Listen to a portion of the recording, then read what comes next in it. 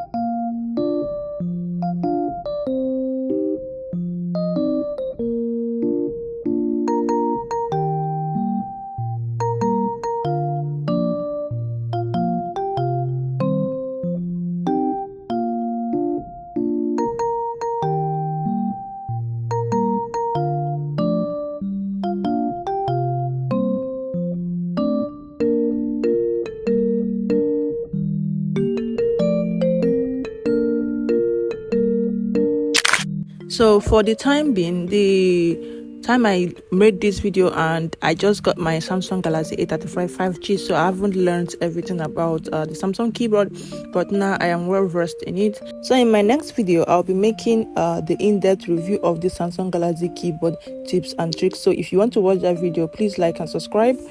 Well, that's a wrap on our Samsung Galaxy keyboard tips and tricks.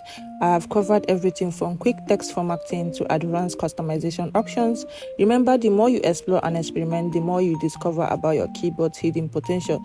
Don't forget to like this video if you found it helpful. Subscribe to our channel for more tech tips and tricks. Leave a comment below with your favorite keyboard shortcut or customization. And thanks for watching, and we will see you on the next one. And if you have any specific question about the Samsung Galaxy keyboard, or you need help with a particular feature, feel free to ask in the comment below, and we'll do our best to provide a helpful answer. So that's all I have today, and I'll see you on the next one.